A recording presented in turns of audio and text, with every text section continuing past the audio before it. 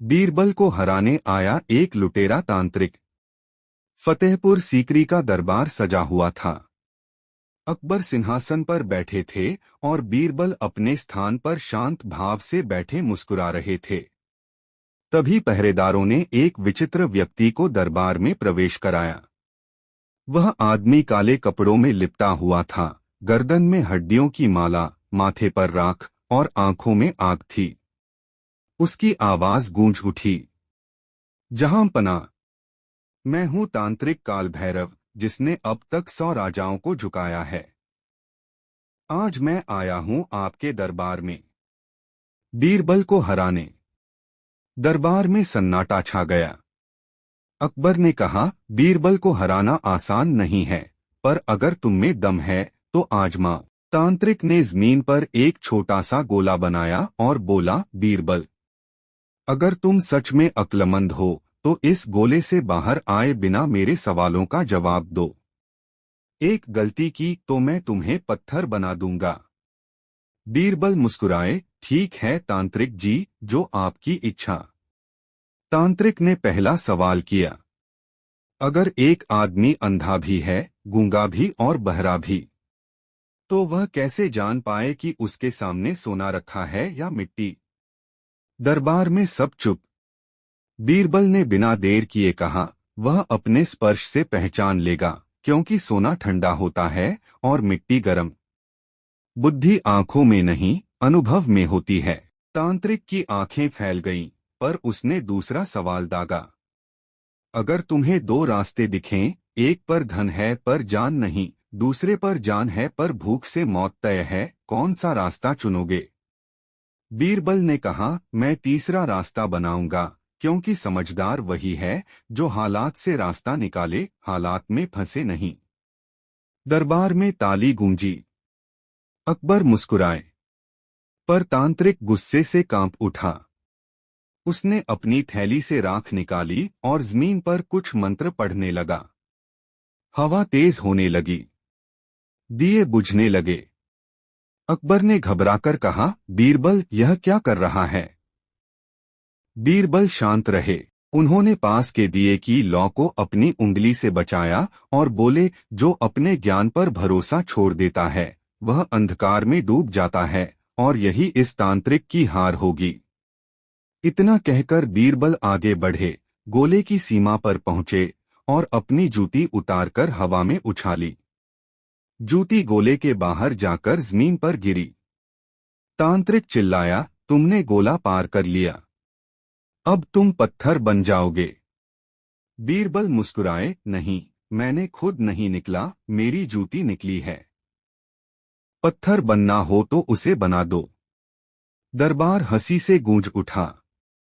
तांत्रिक गुस्से से कांपने लगा, मंत्र पढ़ा पर कुछ नहीं हुआ। उसकी सारी राख हवा में उड़ गई। अकबर बोले, तांत्रिक, जादू और झूठ की उम्र लंबी नहीं होती। बीरबल की बुद्धि के आगे तुम्हारा तंत्र भी हार गया। शर्म से झुका तांत्रिक बोला, जहां पनाह, आज समझ गया कि बुद्धि सबसे बड़ा जादू है। वह बीरबल के चरणों में गिर पड़ा। बीरबल ने मुस्कुराकर कहा, अगर तुम्हारा तंत्र लोगों का भला करे तो वही सच्चा तंत्र है। डराने वाला तंत्र बस धोखा है। दरबार में सबने एक स्वर में कहा, बीरबल की जय।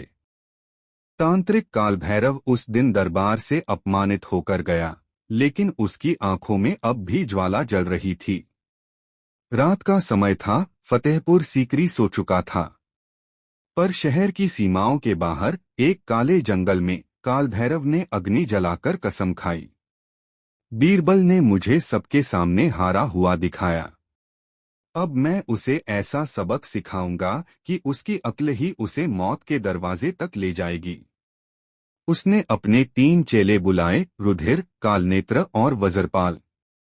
तीनों उसके आदेश पर सिर झुकाकर बोले, गुरुदेव, क्या करना है?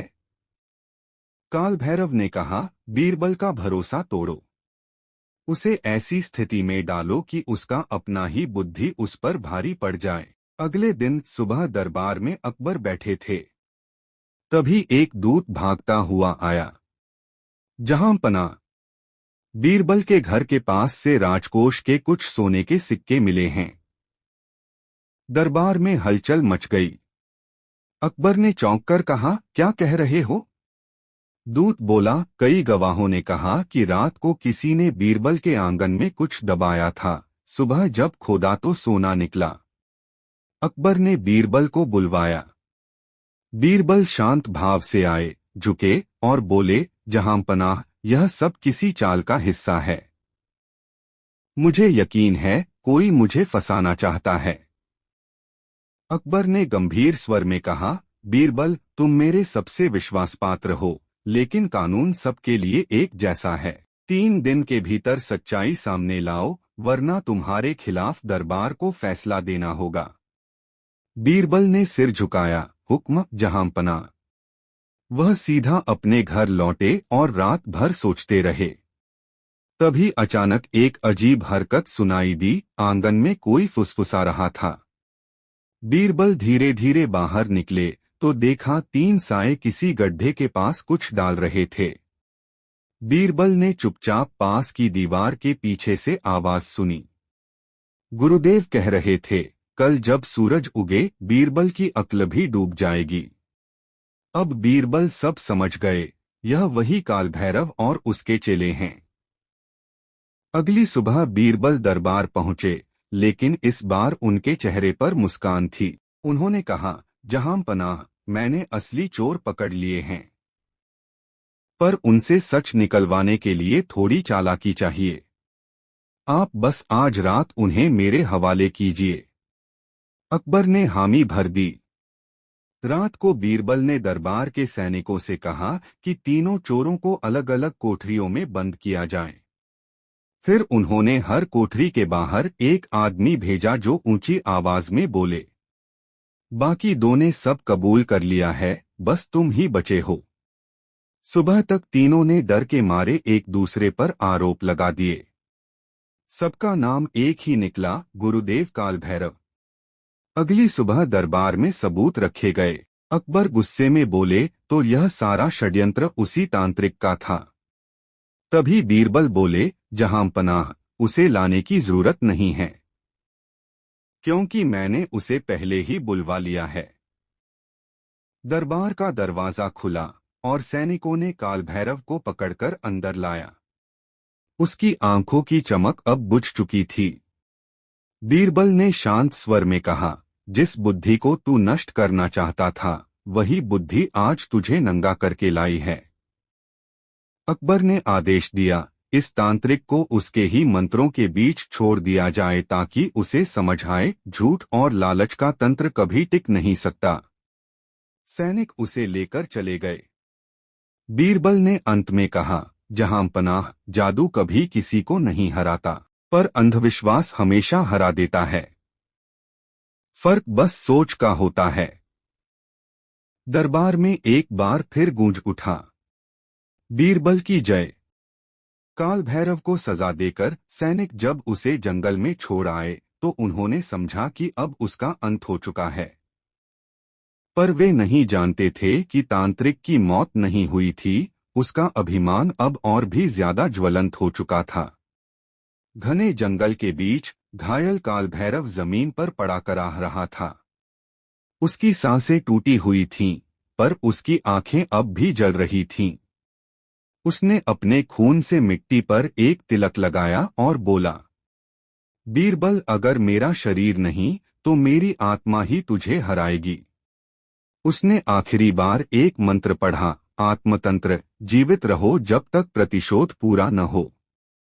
उसके शरीर की सांस थम गई, पर मिट्टी हिलने लगी। जंगल में अचानक काली धुंध फैल गई और उसी धुंध से निकली उसकी परछाई, जीवित पर अमर। 3 रातों बाद फतेहपुर सीकरी में अजीब घटनाएं होने लगीं।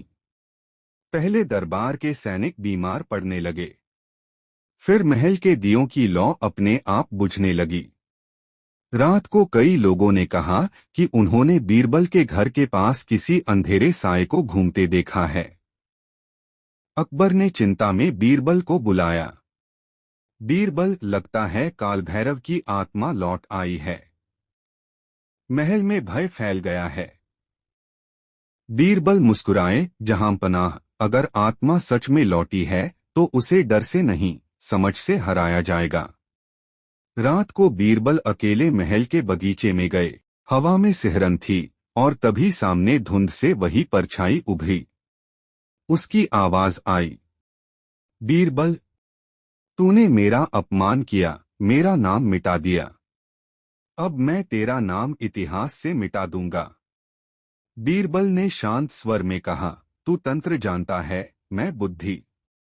पर याद रख, जो मनुष्य के भले में नहीं, वह शक्ति नहीं, अभिशाप होती है। परछाई हंस पड़ी। बुद्धि भी क्या कर लेगी मेरे मंत्रों के सामने। बीरबल ने धीरे से कहा, अगर तू आत्मा है तो तेरा अस्तित्व सत्य पर निर्भर करता है, और सत्य को मैं झूठ से बांध दूं तो तू खुद ही मिट जाएगा। इतना कहकर बीरबल ने अपने हाथ में दीपक उठाया और कहा, ये प्रकाश किसी तंत्र का नहीं, पर सत्य का है। अगर तू अंधकार है तो इस दिए की लौ को छूकर दिखा। परछाई आगे बढ़ी, पर जैसे ही उसका स्पर्श लौ से हुआ, एक तेज चीख गूंजी और पूरा बगीचा उजाले से भर गया। धुंध मिट गई और काल भैरव की आत्मा राख बनकर उड़ गई। अगली सुबह अकबर ने पूछा, बीरबल, तूने कैसे उस आत्मा को समाप्त किया। बीरबल ने विनम्रता से कहा, जहांपनाह, बुराई हमेशा डर से नहीं बल्कि सत्य के प्रकाश से मिटती है। काल भैरव की आत्मा जादू से नहीं, अपने झूठ से मरी। अकबर मुस्कुराए, बीरबल, तूने फिर सिद्ध कर दिया कि तेरी बुद्धि किसी तंत्र से बड़ी है। बीरबल ने सिर झुकाया और कहा, जहांपनाह, जो आदमी खुद को सबसे बड़ा समझ लेता है वही सबसे पहले मिटता है, चाहे वो तांत्रिक हो या मंत्री। दरबार में फिर एक स्वर गूंज उठा, बीरबल की जय। बीरबल की बुद्धि अमर रहे। फतेहपुर सीकरी की रात घनी और भयावह थी। आसमान में काले बादल गरज रहे थे और महल के बाहर वही लुटेरा तांत्रिक अपने लाल चोले में मंत्र पढ़ता हुआ खड़ा था। उसकी आंखें खून जैसी लाल थीं, हाथ में जली हुई हड्डियां और एक लोहे का त्रिशूल था। दरबार के पहरेदार दूर खड़े कांप रहे थे। तांत्रिक चिल्लाया, आज बीरबल की आत्मा मेरी मुट्ठी में होगी। उधर बीरबल शांत बैठे थे। उन्होंने अकबर से कहा, जहांपनाह, आज मैं अकेला बाहर जाऊंगा। अगर मेरी बुद्धि सच्ची है तो यह तांत्रिक खुद अपने जाल में फंसेगा। अकबर ने चिंतित होकर कहा, बीरबल, वह खतरनाक है, उसके पास जादू है। बीरबल मुस्कराए, जहांपनाह, जादू अंधकार में चलता है और मैं आज दीप लेकर जा रहा हूं। बीरबल दीप लेकर बाहर निकले। तांत्रिक जोर से हंसा, दीप लेकर मौत से मिलने चले आए हो बीरबल। बीरबल शांत स्वर में बोले, तुम कहते हो तुम्हारे मंत्र से पत्थर भी पिघल जाते हैं, तो जरा इस दीप की लौ बुझाकर दिखाओ। तांत्रिक ने आंखें बंद की, मंत्र पढ़े, राख उड़ाई, पर दीप की लौ टस से मस नहीं हुई। वह गरजकर बोला, यह छल है, कोई जादू है इसमें। बीरबल ने मुस्कराकर कहा, हाँ, इसमें जादू है, सच्चाई का जादू। यह दीप उस तेल से जल रहा है जो गरीबों के घर से मिला है, उनके आशीर्वाद से जो सच में अकबर को अपना रक्षक मानते हैं।